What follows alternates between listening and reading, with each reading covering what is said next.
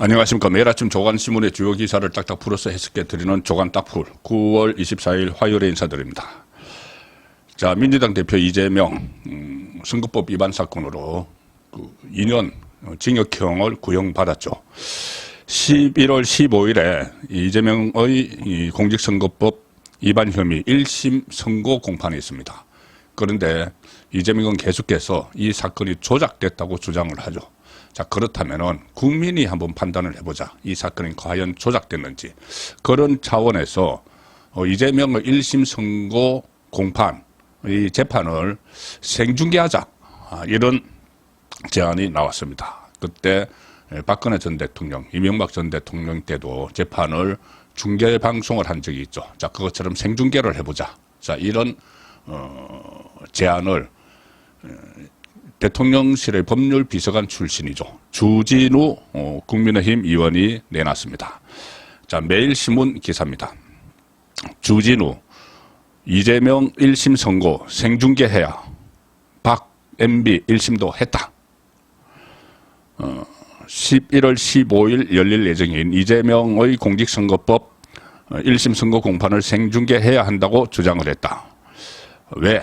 국민 관심이 집중된 사안이라서 그렇고 또 검찰의 증거 왜곡, 조작을 주장하는 이재명 입장에서는 오히려 유리하지 않느냐.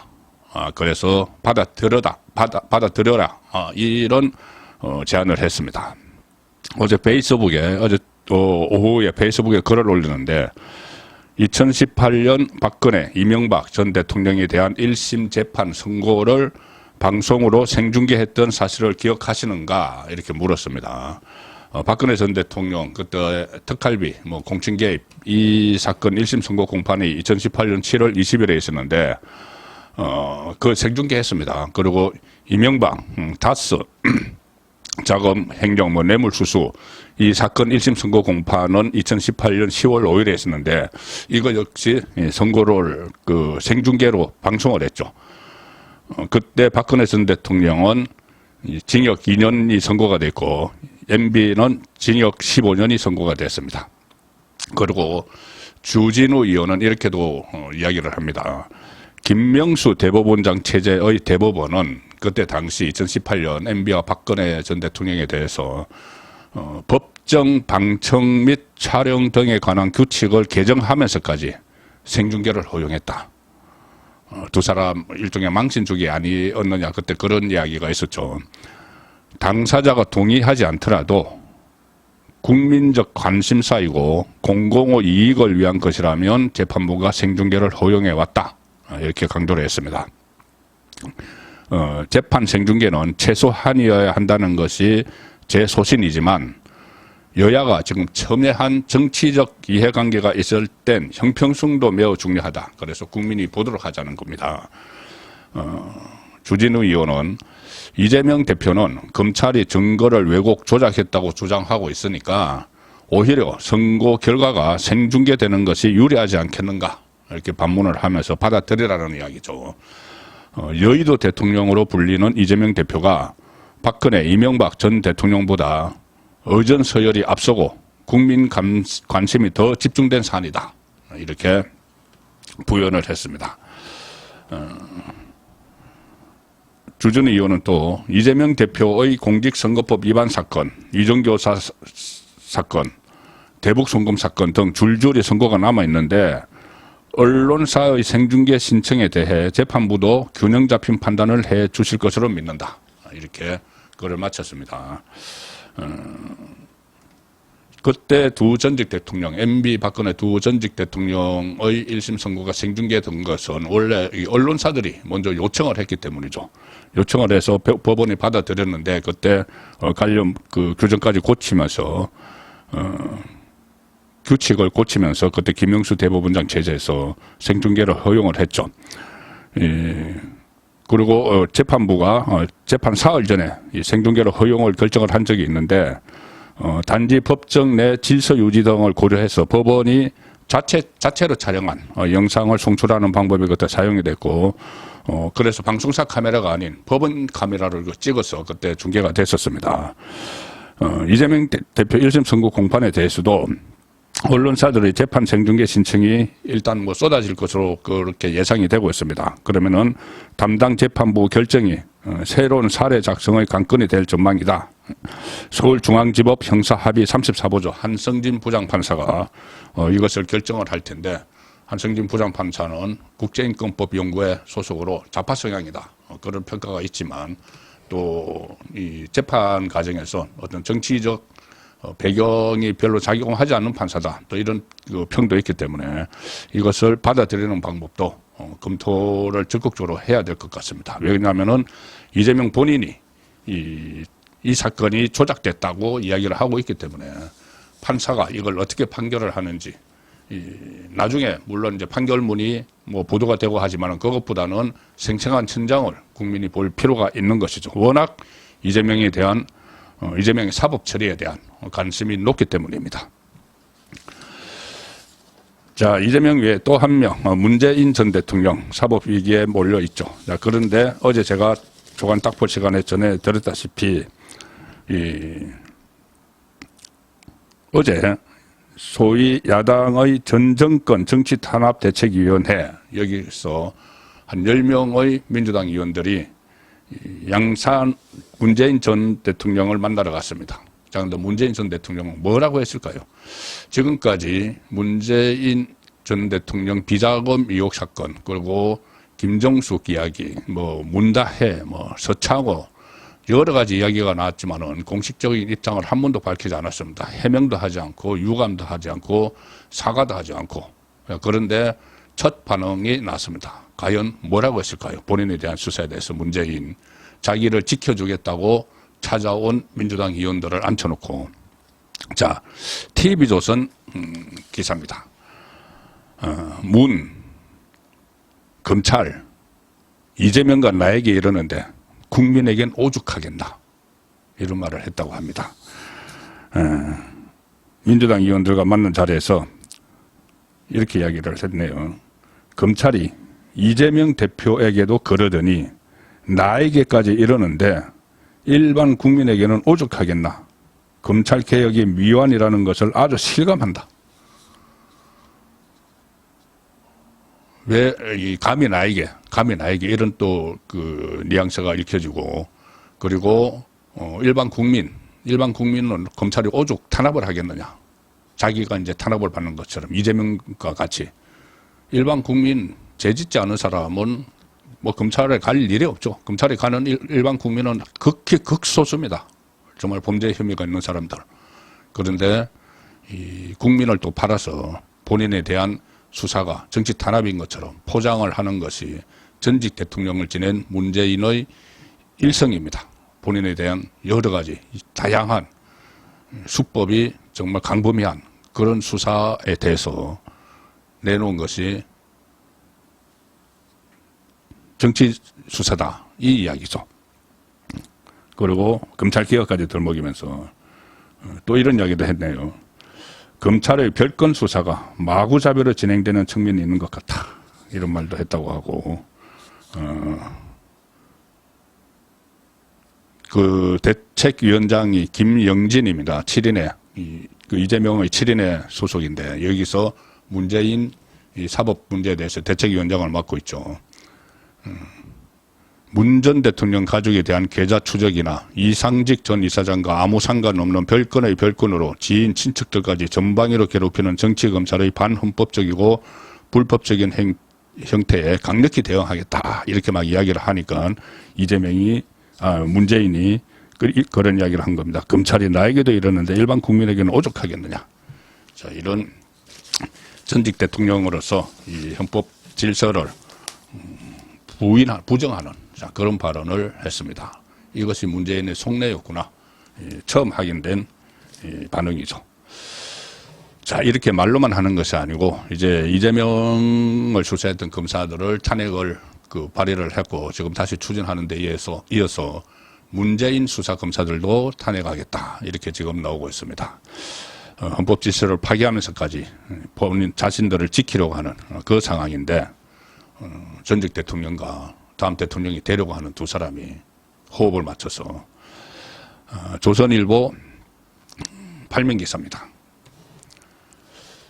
검사 압박 법안 법사위에 올린 야 이재명 수사검사 이 법 있었다면 처벌을 할 수 있었을 거다. 무슨 법일까요? 소위 말하는 법 왜곡죄입니다.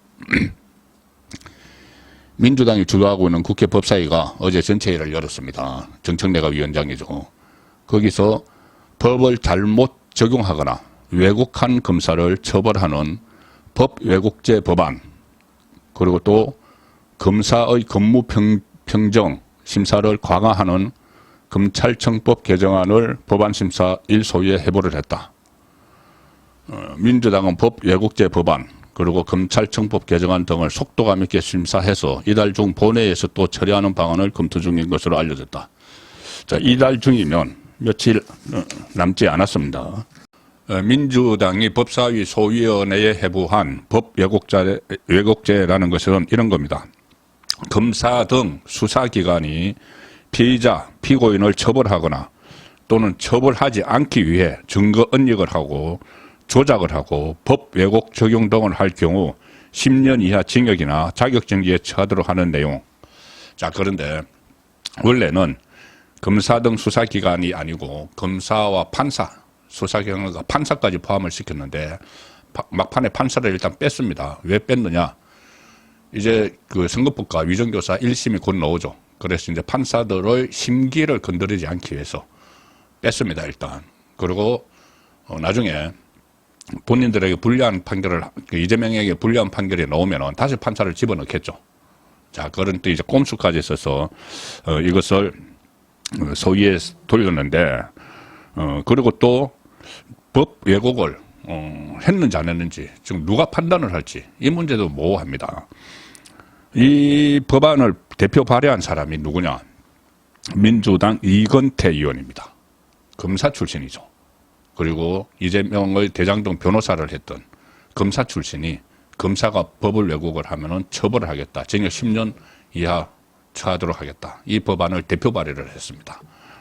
이재명 방탄을 하기 위해서 정치적 보수죠. 이건태는 법사위 회의에서 이렇게 이야기했습니다. 이재명 대표 재판에서 검찰이 이재명 대표에게 유리한 사진 2,400장을 증거로 제출하지 않았다. 이 법이 있었다면 검사는 처벌됐을 것이다. 자, 이렇게 말했는데 이게 무슨 이야기냐면은 이재명에게 유리한 사진 2,400장. 이게 이재명이 고 김문기 씨를 몰랐다고 하는데 호주 뉴질랜드 출장에서 찍은 여러 사진들이 나왔죠. 골프장에서 찍은 사진, 나무를 이렇게 배경으로 찍은 사진이 막 나왔는데 그때 일행 10여 명이 가서 찍은 사진이 전체가 한 2,500장이 된다고 합니다. 그런데 그 중에서 이재명과 김문기가 같이 있는 것이 나온 이 사진 한 30여 장을 검찰이 증거로 제출했죠. 그러면은 나머지 2,400여 장 왜 제출하지 않았느냐 이 이야기입니다. 그러니까 김문기와 이재명이 같이 찍히지 않은 사진이 2,400장이 있는데 그건 왜 제출하지 않았느냐, 그건 이재명에게 유리한 것 아니냐, 이런 회개한 이 말을 하면서 그 법 왜곡죄가 있었으면은 그렇게 했던 검사는 처벌됐을 것이다. 황당하죠. 자, 이것이 검사 출신 국회의원 대장동 변호사가 한 말입니다. 10몇 명이 가서 그 사진을 찍은 게 한 2,500장 되는데 그 중에서 고 김문기를 몰랐을 리가 없다고 하기 위해서 검찰이 그 두 사람이 같이 찍힌 사진을 증거로 제출했는데 나머지 그게 그러면은 같이 찍지 않은 사진이 2,400장이 있다고 해서 그게 이재명에게 유리한 거다. 어처구니가 없는 논리죠. 국민의힘 각규택 의원은 이 대표가 지금 기소되고 재판받으니까는 이재명 사법 리스크에 대한 방탄국회를 위해 발의된 법안이다. 우리나라 사법체계, 검찰의 수사 기소권을 무력화하는 처벌 조항을 새로 넣겠다는 것이다. 이렇게 비판을 했습니다. 각규택 의원도 검사 출신이죠. 이재명 문재인 외에 또 한 명의 곧 구속될 사람이 있죠. 조국입니다. 조국. 대법원 확정 판결만 나면은 바로 이제 구속이 되는데 마치 아무 일도 없다는 듯이 정치 활동을 지금 하고 있죠. 호남 지역 전남 영광 곡성 군수를 뽑는 그 10월 16일 기초단체장 재보궐선거가 있는데 근데 호남 지역이니까 거기 지금 조국은 가서 올인하고 있습니다. 뭐 월세방도 없고 뭐 그러고 있는데 호남을 이재명도 뺏길 수가 없죠. 그래서 이재명도 지금 달려갔습니다. 한국경제 정치면 기사입니다. 명국대전, 이재명 조국, 명국대전으로 번진 영광 곡성 군수선거. 이재명은 어제 여기 가서 결과가 이상하면 당 체제에 위기가 온다. 이렇게까지 이야기를 했습니다. 호남을 조국에게 뺏기면 안 된다는 이야기죠. 그래서 지도부가 호남행 가서 텃밭 사수에 나섰다. 조국은 민주당 쪽에서 조국 당은 상한 물, 그 상해버린 물이 아니냐 이렇게 공격을 한 데 대해서 과한 비판이다. 경쟁을 해야지 안 상한다. 이런 식으로 어쨌든 이재명 조국이 티격태격하면서 지금 호남 주도권을 확보하기 위해서 싸우고 있는데 이 두 사람은 전부 다 나름대로 자기가 대권 주자라고 생각을 해서 대권의 전초전 호남을 차지해야 된다. 이런 말을 하고 있지만 그 양당에서 그런 말을 하고 있지만은 제가 볼 때는 두 사람 다 다음 대선에 출마하지 못합니다. 조국은 바로 대법원의 확정 판결만 되면은 피선거권이 날아가고 이재명도 시간이 좀 걸릴 뿐이지 피선거권이 날아가는 것은 시간 문제죠. 자, 두 사람 다 다음 대선에 나오지 못할 사람인데 이렇게 또 경쟁을 하는 것처럼 이런 마치 아무 일도 없는 것처럼 그런 정치적 제스처를 취하고 있는 거죠.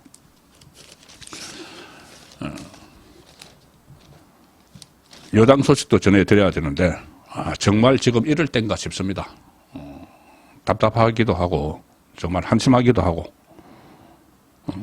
조선일보 3면 기사입니다. 윤 대통령 오늘 여당 지도부와 만찬 한동훈과 독대는 성사되기 힘들 듯 줄다리기 끝에 불발 기류. 뭐 자세히 소개해드리기도 민망합니다.